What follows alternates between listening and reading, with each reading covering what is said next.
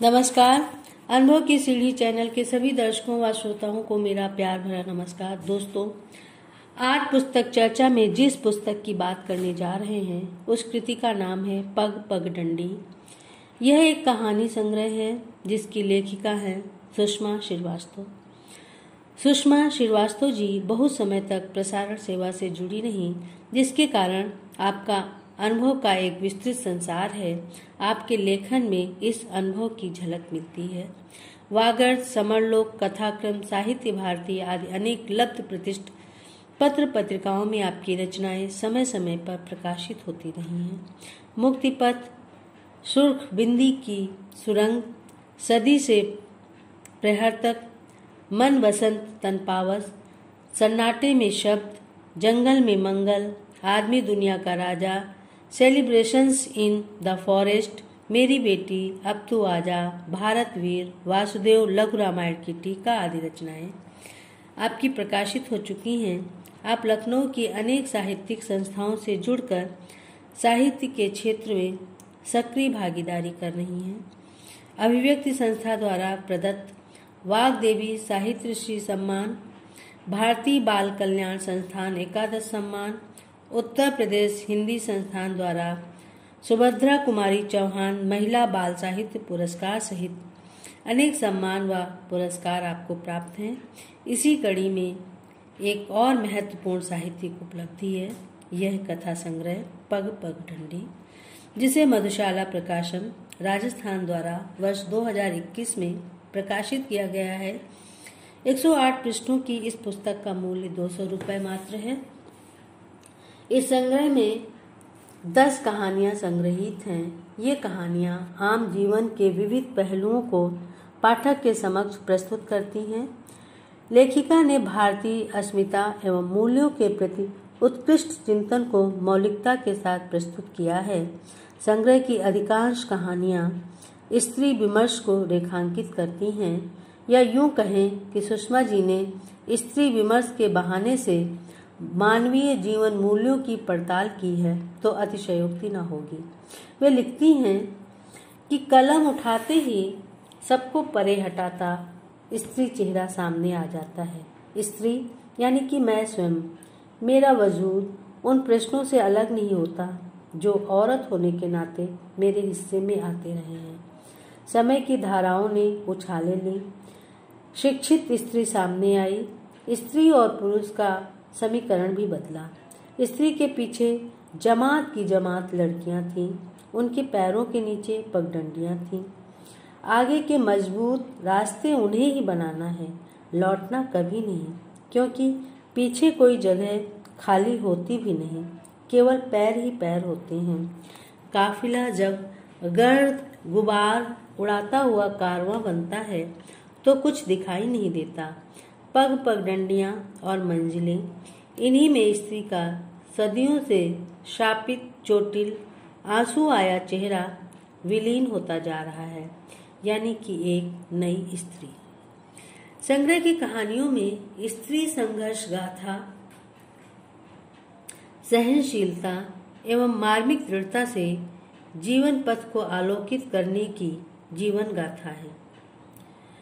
कहानी अनुत्तरित की सुधा हूँ या छुअन की विशाखा, घोड़े पर की दीपा, किनारा कहानी की दिव्या, सबूत कहानी की मीता, सभी स्त्री पात्र को गढ़ते समय एक कथाकार के रूप में सुषमा जी अत्यंत सजग हैं। वह अपनी पैनी दृष्टि से जीवन व समाज में घटित घटनाओं की बारीकी से पड़ताल करती चलती हैं।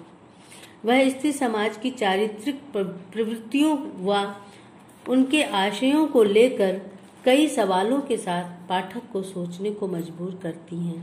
कहना न होगा कि वे साहस के साथ स्त्री के भीतर रची बसी परंपरागत सोच को नई अवधारणाओं के साथ विश्लेषण करती हैं।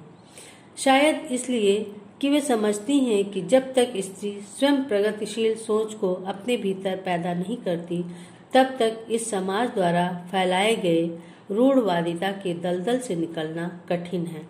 कहानी सबूत की नायिका मीता के शब्दों में, आज मैं मुक्त हूँ, मुक्ति ऐसी होती है, मेरे अंदर की नमी मुझे मरने नहीं देगी।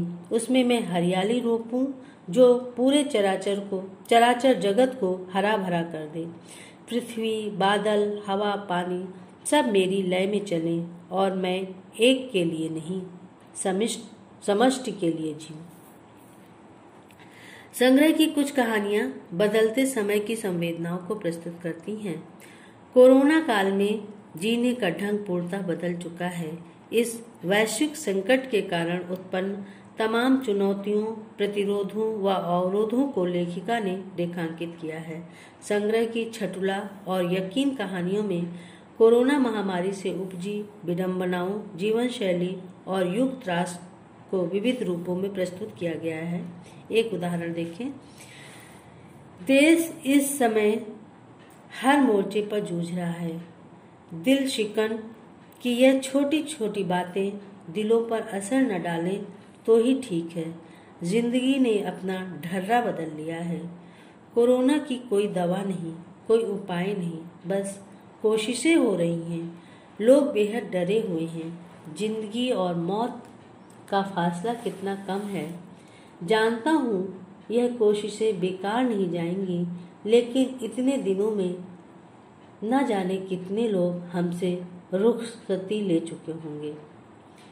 संग्रह की कहानी घूरे पर समाज से एक तरह से बहिष्कृत और तिरस्कृत कूड़ा बीनने वाले निरीह बच्चों की कहानी है, जिनकी आंखों में सपने तो हैं, पर पूरा होने की कोई विकल्प नहीं है।